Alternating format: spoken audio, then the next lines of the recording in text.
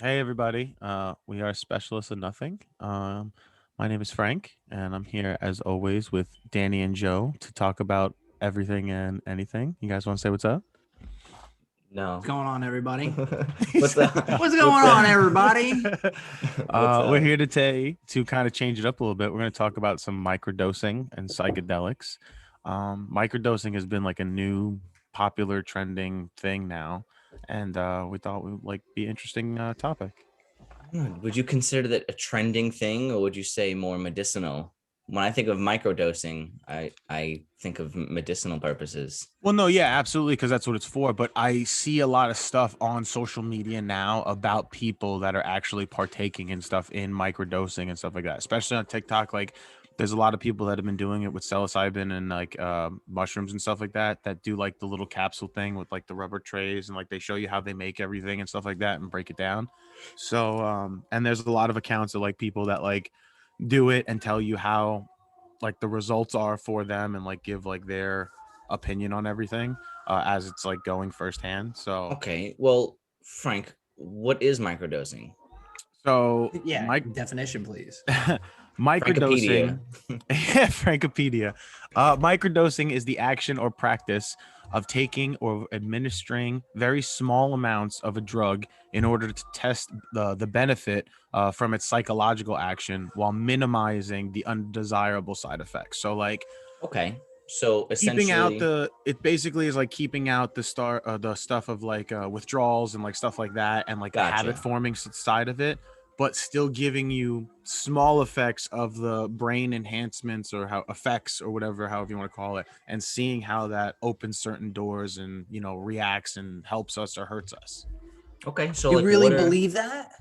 Yeah, I mean, there's a lot of stuff, like some of the methods and stuff like that they were saying, and like there's a lot of like results that I looked up. Like, so it said like microdosing of psychedelic substances, primarily LSD and psilocybin, is used for therapeutic enhancement purposes, and predominantly beneficial effects were reported. So a lot of different applications and outcomes were like discussed.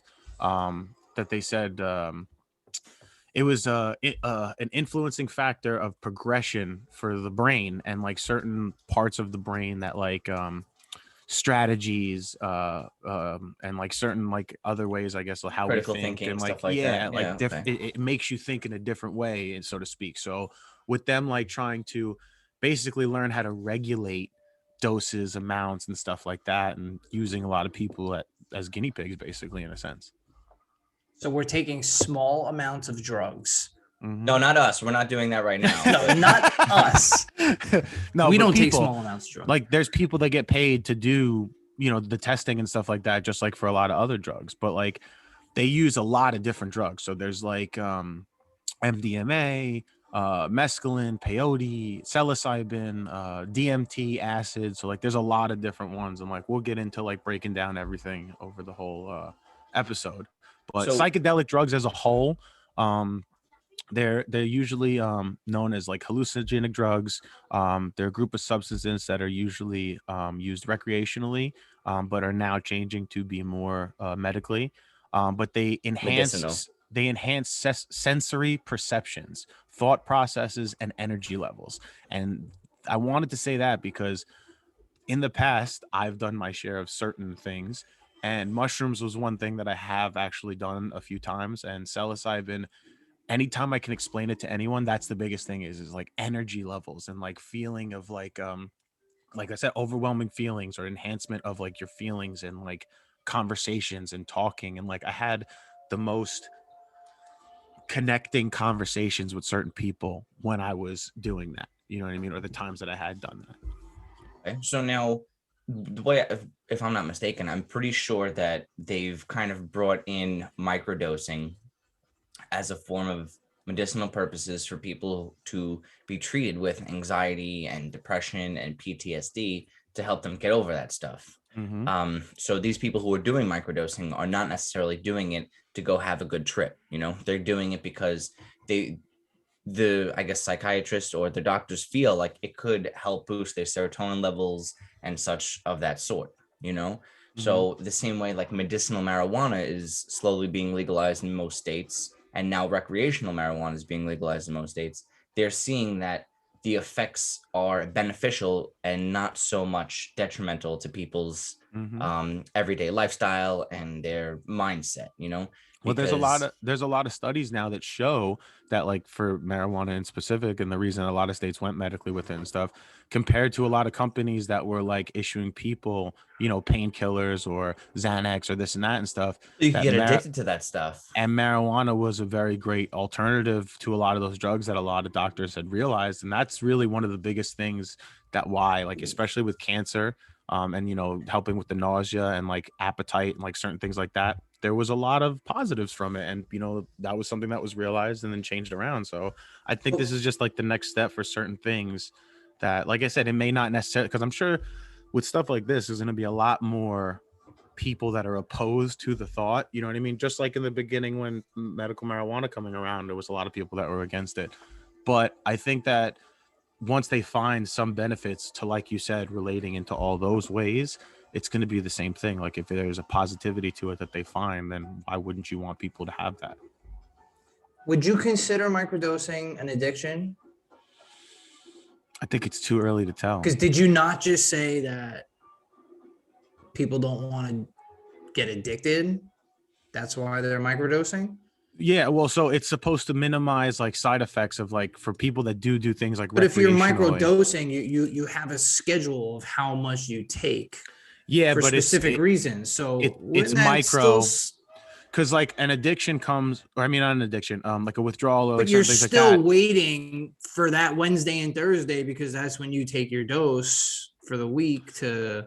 Well, yeah, just like any other normal like medication that you take at a scheduled time, or like diabetic takes their insulin, like this and that, blah blah blah. You take everything at like a scheduled time, but with the sense of like the bad effects, like physically, where it would like cause you to like vomit or this and that, and like blah blah blah. That's the stuff that it's not going to do, because but it the keeps side little of, amounts in, because like people that happens to are people that like went out and did a bunch of coke and this and that, blah, blah, and then didn't have it, and now their body's withdrawing. Whereas this is a consistent, a little amount every day, so it's different chemical imbalancement in the body. The side effects are still so much greater than your normal marijuana, which is why they have medical marijuana legalized basically almost everywhere. No. And stuff like this, I haven't seen or read anything about it being legalized, but I would just guess Colorado, because in Colorado, they legalized microdosing and stuff like that, personal use. But I mean, that's what I'm saying. I think it's too early to tell for a definite on a lot of that stuff, and I think like over more time of them doing more practices with a lot of the stuff, it'll come out. Well, so I do think, is there more practice on this, like medical experiments, or is it more recreational?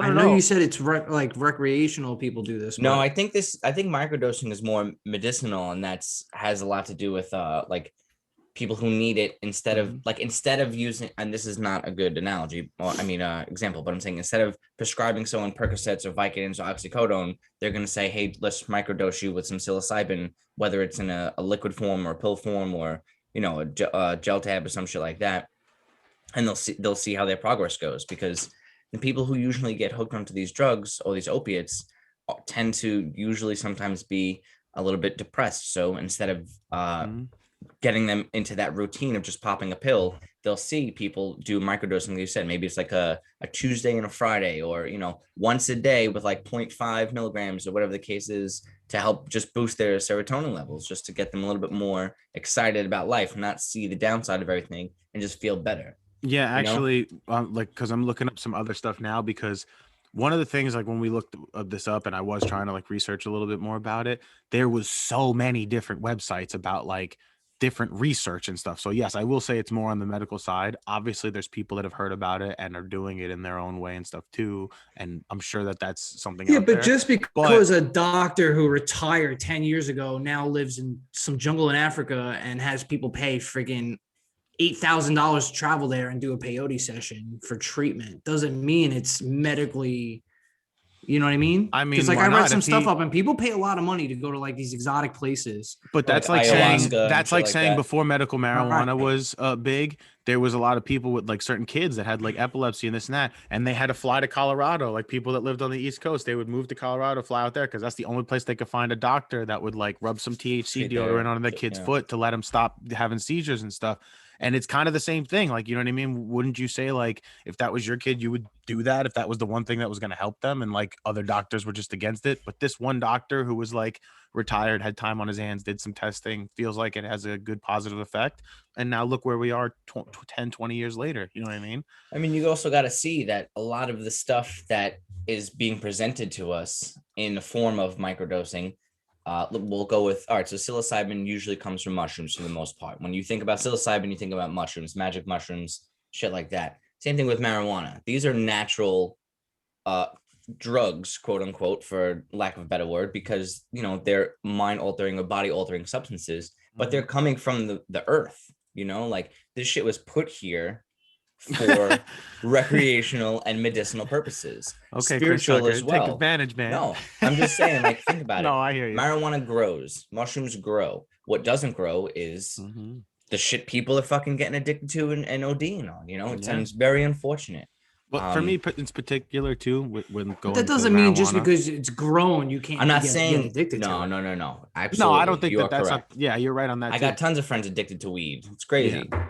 But no, honestly, the biggest thing for me too is like with marijuana in specific, like they said things like where it grows like at like crazy amount faster than like trees do. So using like hemp for like paper and this and that. And CBDs. there's so many other things that now with it coming out like legally in the whole states that it's going to be beneficial in so many different ways, not just from people using THC. You know what I mean? In other all kinds of different stuff to be able to use the actual plant stems and like stuff for rope, this and that, like whatever. Well, a lot of the reason why it was illegal and now just it's becoming legal now is because the government's able to tax it and stuff. But in the 60s, they did tests on it on human experiments, like you said, guinea pigs and shit.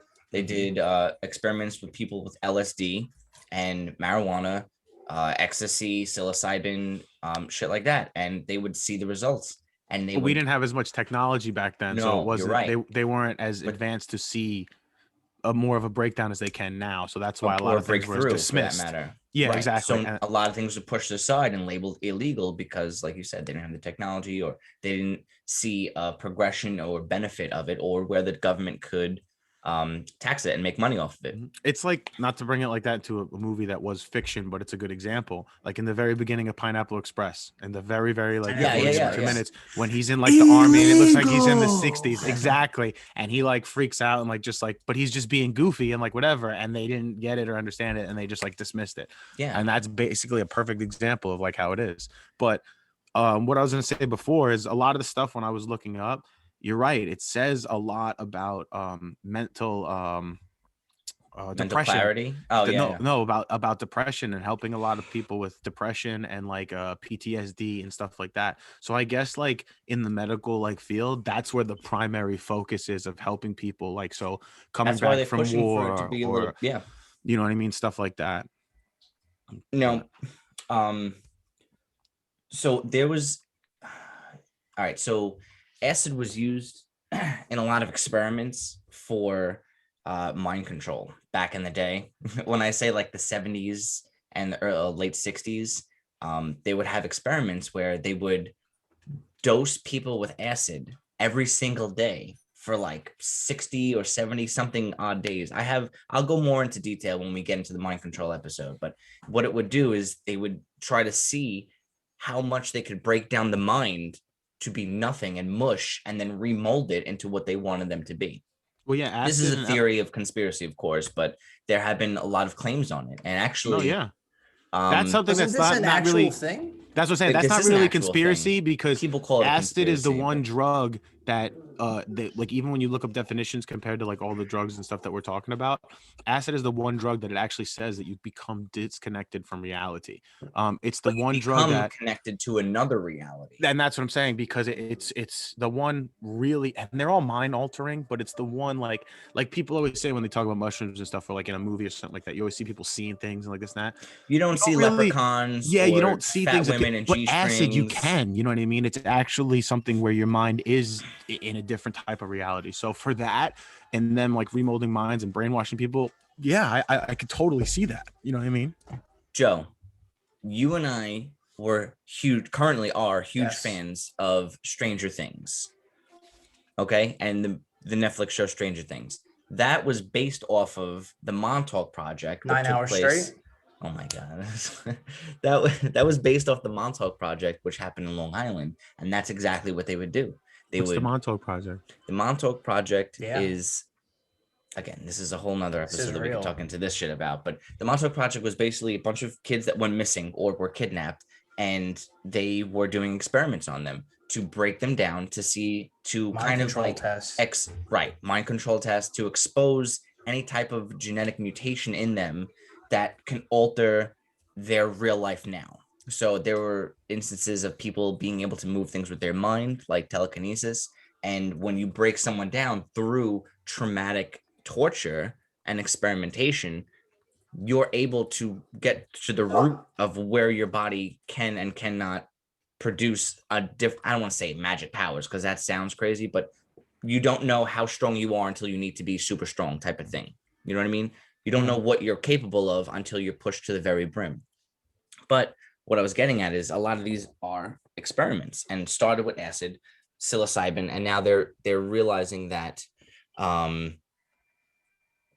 microdosing and having a little bit of this, a little bit of that is now beneficial to people, like you said, with depression, PTSD, addiction, shit like that. So they could slowly wean off of it. But then, of course, there's when you say psilocybin, you're talking about mushrooms, right? Yeah, that's the main chemical in mushrooms. when mushrooms grow. When mushrooms grow and like under like the fungi that they whatever. Because I'm not too familiar with the term psilocybin. Yeah, the blue stuff that's like on like stems, like whatever. If you've ever seen them, that's what psilocybin is. It's like a food poison that it's actually like a. Well, that's really all it is. It's food poisoning. It's not necessarily a drug. It's the chemicals in the psilocybin react with your body, and it's kind of, I don't want to say, how do I describe it? It's funny because I've never actually had like food poisoning, but I wonder if you do, if it is like the same effects. Like obviously, if you have food poisoning, like you're sick. I've never tripped. No, because you're like throwing up and shit out of your ass. Throw my guts up, yeah.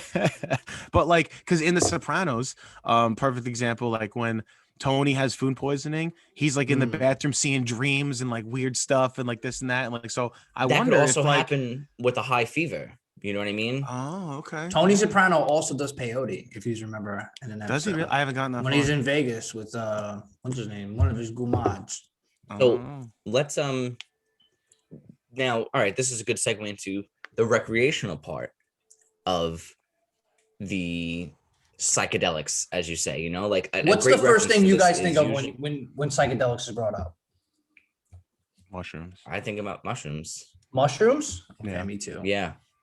I mean, is that the most psychedelic of the psychedelics? I think it's the most common of the psychedelics. Acid or like DMT or like what is it? What's the K one? Can you get your like hands those are on all DMT? Like crazy, like, you know, it's psychedelics or whatever. But like I feel DMT like is very hard like to come by. Base. I've never heard of anybody getting their hands on any type of DMT, but I hear a lot of shit. Me neither. About it. Yeah, I've heard about it before, but never actually seen it. DMT is the spirit molecule, and they say that only lasts for about 15 to 25 minutes. But it's like your conscious is leaving your body and going to another geometric city realm. That's crazy. Learning all the knowledge in 15 minutes and then coming back down into your own body. And the people who I've talked to who have done DMT say that you don't look at the world the same way. Once your eyes are open, you cannot close them anymore. See, that sounds like the toad venom thing to me. So like, wait, I wanted to give you like a quick another Frankopedia just because we're talking about like DMT and like whatever. Because the thing that I read about it, it says DMT is a chemical substance that occurs in many plants and animals, which is both derivative and a structural analog of tryptamine. Dimethyltryptamine. Okay, so it is used as recreational psychedelic drug and prepared by various cultures for ritual purposes. Yeah, for rituals and shit. So it's good to have a shaman or somebody around to help guide you in situations like that. That sounds like the toad venom thing. So toad venom What is is something toad venom? Toad venom is like now been taking the US by like a big storm. It started. Everyone's licking toads. No, well, so it's not like that they lick it. So toad venom is like Before there's these specific toads. I think it started in Mexico, but there are these specific toads that the glands excrete toxins containing this type of DMT, basically. And it's a psychedelic chemical. They extract the liquid from the toad, they dry it into a paste, and then the paste is smoked. They said it usually kicks in within like 10 to like 30 seconds and then lasts for like same thing, like 20 to 30 minutes. But I saw 10 to 15 seconds. Who came up with that and said, "Oh, let me scrape"? That's what I said. The first time I heard of it, that's what I said. I was like, how the hell did somebody even think of that? Like, that's just crazy. But there's a lot of videos and stuff. Like Mike Tyson is one that's big on this in specific. Like I saw him on Impulsive and he talked about it for like with them for a while and said how he had done it many a times. And exactly what you just said, D. He was like how he looked at the world differently and like in another reality, like he was above himself, looking down on himself, and like it totally changed his point of view on like life, and like this and that. It was just so like, but they said that this is a new possible treatment for depression. So like it's, I never even heard of this until recently, but apparently it's a big, big deal now. So when it comes to psychedelics, I do feel that there are two different types of trips you can have. One of them is for spiritual purposes. The other one is for recreational purposes. When I say recreational, I'm not talking about like people walking around tripping on shrooms in the middle of the daytime, you know, just going about their day doing shit. That's more for microdosing when it's capped, if you will, or stable for that matter. You know what I'm saying? Like a certain percentage of the grams are going towards microdosing to feel a certain way. Recreational, I'm talking about you gather a couple friends, eat a couple mushrooms, take some acid, and you just have a bunch of fun laughing at nothing. Now, this being said, I am curious. I'm not gonna sit here and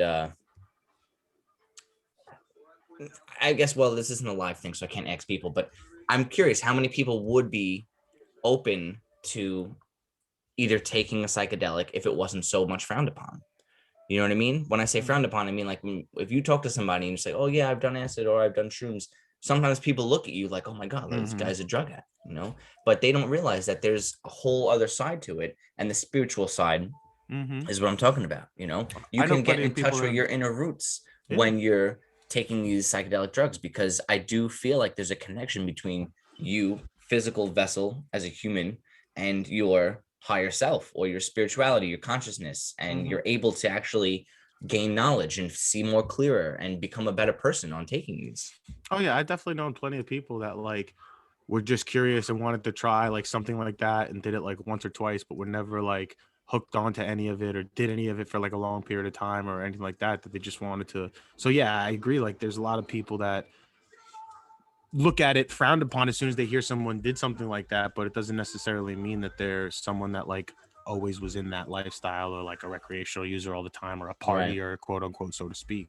But since like obviously I mean I've had a little bit of my share there, and like I know Joe, like you really haven't at all. Like if it wasn't like exactly what he said, like you're someone that could answer that, because if it wasn't something that was like frowned upon or something like that, would you be more open to like try something or whatever, in the sense of like, you know, mind like opening things or whatever? I mean, me personally with that is I know what it does. Like I know you're gonna get some type of like where you're just not in full control of your body, I guess.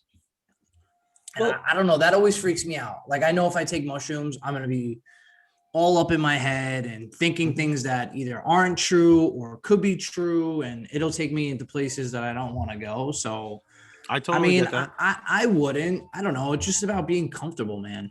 No, I totally get that, because that's like my wife feels the same way. Like even when it comes to like smoking pot, and if I get into she'll if I say get that to me, into like, I don't want to not be able to feel like myself or something like that. So right, I totally I get. like to There's certain have people some that type don't of want to. control. Yeah, there's some people that don't want to have that feeling. So I totally get that. I guess I mean, it at this depends on the point, I even person. get nervous sometimes when I'm drinking heavily, because when I'm drunk, I fucking tend to lose control of what the hell I'm doing. So But I know what. it's interesting that you bring that up. I'm sorry to cut you off, but when you're drinking, you're inhibiting something that you can't control because it's just your motor functions aren't fully there and you're in a different mind state, and you'll black out, you'll do shit you don't normally do. When you're on mushrooms, you are aware of what's going on. Your body is able to function fully. The only thing is that your mind is altered, and it's more of a head high and alteration than it is your body. Like you could stumble around and fall and break an arm or get a bruise when you're drinking, and you'll fall and hurt yourself, not realize what happened. When you're on shrooms, if I'm not mistaken, you're kind of aware of what's going on. You're just kind of more in tune with shit.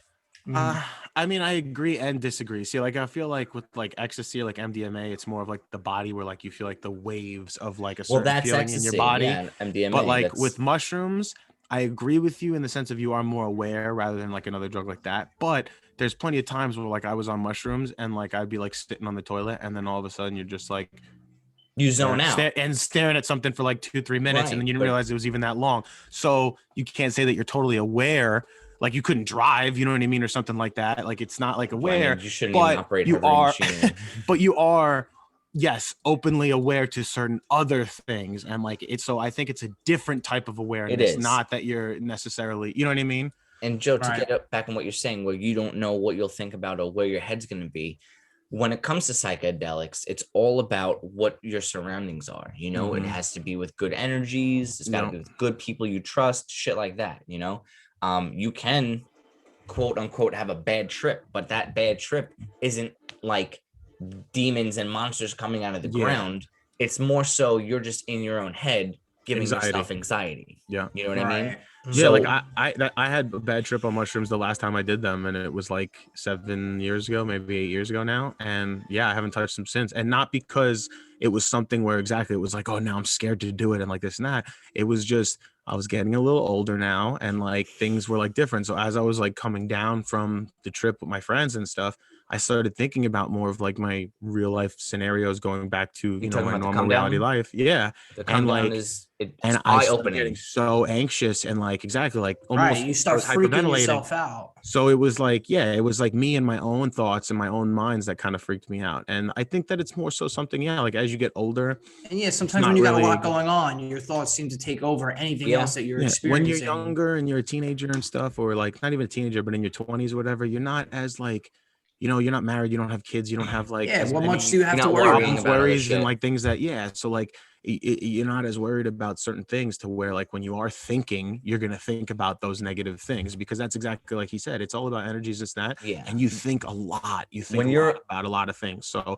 your mind is racing. I mean, not racing in the sense like speed or something like that, but it's like going from thought to thought to thought to thought to thought. You're in your own head. And so it's very easy to like get like that. So yes, it's very important to be around certain people who can pull you out of that. And people that you're always happy with. You know what I mean? You have a good time with. It's a rabbit hole. Once you start going in one direction, you'll continue to go in that direction until someone alters that path you're on and moves it over. Like if you're with someone having a bad trip, the best thing to do is to talk about new fun shit or just get them out of that.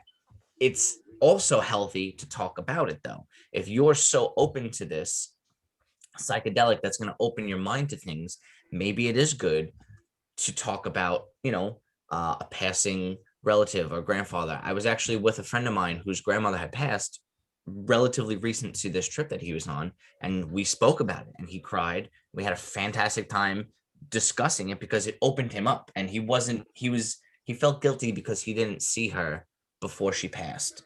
And the shrooms kicked in and he was talking to me about it, and we really got down to the root of it. And generally when we came out, like you said, the come down, when you're kind of realizing what that trip was about or what it was for, the next day he's like, yo, I really want to appreciate you talking to me about that stuff last night. It really helped me get down to why I felt this certain way. And it's all out of love, and I love her and I love you for that. So thank you for helping me dig down and bring that out. That's awesome, bro. And you feel that way when it comes to psychedelics, specifically shrooms, because you'll be coming down and you'll start to realize the meaning of life, you know, and you start to realize that it's not about this material shit or who's got the nice car, who's wearing the Armani suits, or it's about how you treat each other as a person. And I do think that when people are on mushrooms or on acid, they're all loving people. Like we've had our experience of running into people either at music festivals or at a rave or nightclub. And usually people go there to get fucked up. But the people who are at like music festivals, for instance, they're running around happy as shit with their like not even just because of like drugs, but I'm sorry, my Dave Matthews concert once a year is like my happy place. No joke. It's like me getting back to like center or whatever you want to call it. Like I feel like just going there once a year, as soon as the music starts and the concert hits, I could just like and it's just, that's my peaceful place. So that's something that I feel like is just different in its own. But yes, there's plenty of people that are like that out there. So all right, here's the thing. Let's for like a first timer, someone who necessarily hasn't had much experience or knowledge about psychedelics, some might be hesitant because they don't know if it's safe. So like we mentioned, it's good to be in a safe environment, be in a house or a home, a cabin, an Airbnb, a hotel, something like that. Be surrounded by people who have good energy. What's up? It's not just in a sense of like that, because like people that are scared aren't just scared of the mental side of it and like whatever too. The one thing you have to remember, again, when we're talking about drugs and stuff, just like any other drug, like when you go to the hospital, certain people can't get certain IVs and this and that, like because you're allergic to certain things, or everybody's body is different. So everybody has a different chemical imbalancement. You might go to a club with someone and both take the same drug, and one person can react badly, go to the hospital and overdose or something, whereas the other person might not. This is kind of going to lead me into one thing that when we said we were going to do this episode that came into my head, I did want to bring up this story because, again, you always have to be safe with what you're going to do and know before you try something, limiting yourself to easing into anything, because, again, everything reacts to somebody differently. You could be someone that's done certain things. My sister's boyfriend back in the day, they were like high school sweethearts together for a while. He had done his share of certain things. You know, he had done the recreational drugs and played around here and there and whatever. He got mescaline one time. My sister was in a car accident and she was on painkillers for a car accident. Wait, he was on mescaline and they got into a car accident? No. Two separate. No. So she was what on happened first he is was on mescaline. What happened first is they got into a car accident. When they got into the car accident, she got hurt. So she was on painkillers from the car accident. After like a couple weeks later, she didn't have any more, but she was still in pain and whatever. So he was looking for someone to get her painkillers from. He found this girl that said like she had have many Vicodin, but she also had mescaline. So she was like, I can give you like half of what you wanted in my Vicodin or Percocets or whatever, but I'll give you the other half of mescaline. So he was like, okay, since he was like a recreational like partier or like whatever, he took the mescaline for himself and saved the Percocets or whatever for my sister because she wanted them from the accident because she was still in pain. He overdosed from the mescaline. First time? It's the first time he ever took it. He took like a teaspoon of liquid, whatever, in his bathroom. Sheesh. He died in his bathroom sitting on the toilet right after he took it. My goodness. It just reacted badly with with him. Overdose and that stuff. When we got the autopsy back, they said that if he would have taken one of the painkillers, the codeine and the painkiller would have counteracted with his body chemically, and he would have been able to survive. But he didn't take a painkiller because he was saving them for my sister. So mentally, it was a really fucked up situation, to be honest with you. It was really bad. But the reason I bring that up is because, again, you could be someone that has done a couple of things. You could have done ecstasy or mushrooms or something like that in a club one time before, and then you're out doing something else and someone's like, yo, I heard about this toad venom. You want to try it? And you could be the one that something happens to. So that's a big fear for people too on why they don't want to try first time overdose. I don't think it's necessarily just being scared about like, how is this going to react to me? Or like, I don't want like the feeling of not controlling myself. There's always the side effect of too, like something physically could badly happen to me. Okay.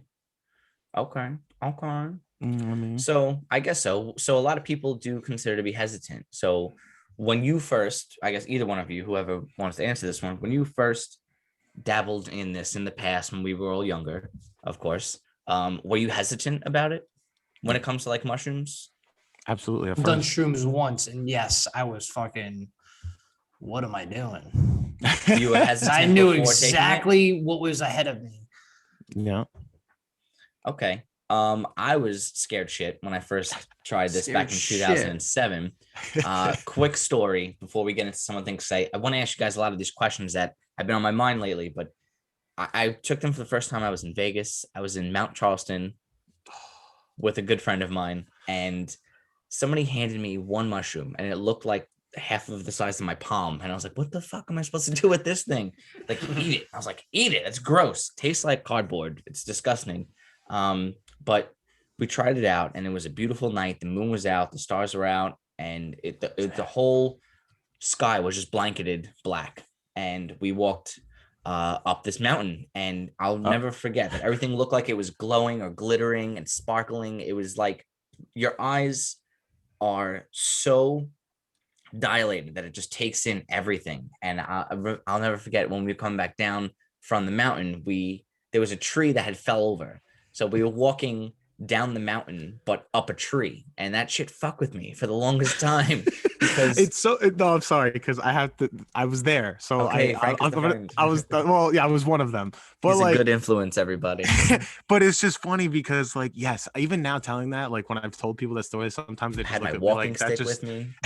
but people just look at me and they're like, okay, that's stupid, but like you don't get it like in the moment, like exactly It you see felt this thick, so like surreal. the bottom of like a tree, how thick it is when it's like a big tree, and like you see this big thing, and then like you're walking of it, and then you're walking down the mountain, and the tree's getting skinnier, and you're getting to like the top of a tree, and I'm like, oh my god, I'm walking up this tree bark like down, and it was just totally weird the way we thought about There it. was some Perfect funny shit. situation. Oh, it was too Walking funny. down a mountain but up a tree. That's Mhm. some fucking twisted shit. That was funny times. It What was a the good best time. thing that you saw that night? Probably that. Really? Yeah. I Joker's know, face. Frank. Go ahead. Tell the story. The Joker's face. Oh, it was so good.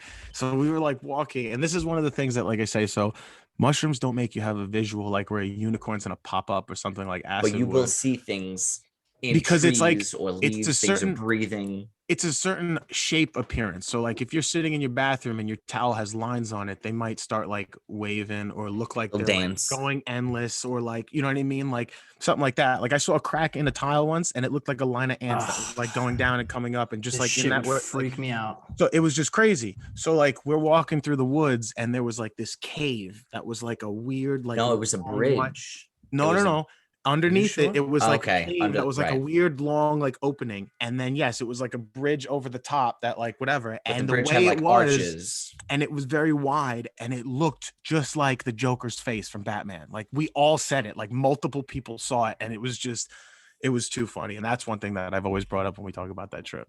I do have to say though, for my first time doing it, I was very nervous, but I also realized that I was in a safe environment. Yeah. I was with good people. I forgot that big guy's name. He was really fat dude that we were Rocky. with. Rocky. He was cool. He kept me stable the whole time because he's like, "Yo, you good? You good? You okay?" And like that's the thing. You got to check on your people when you're hanging out, because people can go off on a tangent. Like Joe, if you're not doing it often and you're with people who are doing it, and you'll have certain type of insecurities like, oh my god, should I be doing this? Should I have done this much? Are we okay? I took the same amount as them. They seem to know more about it than I do, and that can actually get you to keep thinking internally like, oh shit, what did I do? But as long as you're around good people and good energies, they will help you through it. You know what I'm saying? Yeah, absolutely. So I mean, they'll also help you through it just because like they'll be the they want to show you person the that, good starter, the good well, stuff. no, they'll be the person that has a little more experience, so they know how to handle themselves mentally. Like, because even though your mind is a little altered, they can keep themselves into, like, now that I've done it a couple times and this and that, if I did do it again, I would be able to be the one to tell myself, like, okay, well, that what I'm thinking is not part of my normal like, you can decipher the Yeah. two and kind of know what's what. So, like, because perfect example, that night when we finally got back down to the car, we were parked somewhere where we shouldn't have been, and we didn't know that because we were just up, walking around through the mountains and like whatever. And when we came back to the car, there was cops there, like to say like, oh, you have to move your car and like blah blah blah. And I actually ended up going to talk to the cops to tell them like, oh, I'm sorry, we were just up, walking around taking a hike, like we're from New York and blah blah blah. We were on vacation, and it was funny because the best part of this, talking to the cops. I'm almost done. I got them to like walk away. And Danny, the newbie amateur, It's my first time. comes up to me, and the whole night he had a walking stick that he was walking with. And I guess when the cops came, he got nervous and dropped it or lost it or whatever. And I talked to the cops for like 10 minutes, and they're like getting ready to be like, all right, you guys have a good night. Like, get home safe, blah, blah, blah. And Danny comes up to me and tugs on my shirt and goes, Frank, have you seen my stick? That shit, that like, stick and I shut created up. a bond, man. I'm like, That was my shut shit. It was with me the whole trip. I'm gonna lose it the last 2 seconds before I'm coming down. Oh, great times though. Great times. Anyways, that was yeah, fun. I mean, So that's pretty much, I guess that's the gist of what it is. There's a lot more stuff I'd like to talk about when it comes to these things. I guess maybe these are more personal questions that I'm sure we've bullshitted before, but I guess we'll get into this another time of some sort. yeah, I mean, now that we got into like the more breakdown of everything, we could always come back and talk about another time more of our personal experiences, or even Yeah. like bring another guest on or something like that to talk about their experiences with us and something like that. Someone that is more experienced, like, because like I said, when I saw that impulsive episode with Mike Tyson, or like seeing certain things like that, like it is cool to have someone that like is very experienced in it and has that point of view Right. that can give you the firsthand stories and experiences. Because let's face it, we don't really have that many. No. But all right. All right. Well, Nah. that was fun. That was fun. All Yeah. right, cool. I guess everyone out there, thank you very much for listening. Thank you for the follow, the like, the share, all that shenanigans. Hope you guys like this episode, man. subscribe, YouTube, follow Facebook. Oh shit, you do. Oh my god, man. bro, I totally forgot we were doing this. Oh yeah, no, I didn't say anything on purpose because I totally wanted to let you rock that. The famous man. Shy, everyone. I love both guys. All right, guys, this is a special Listen to Nothing saying until next time. Thank you, everyone.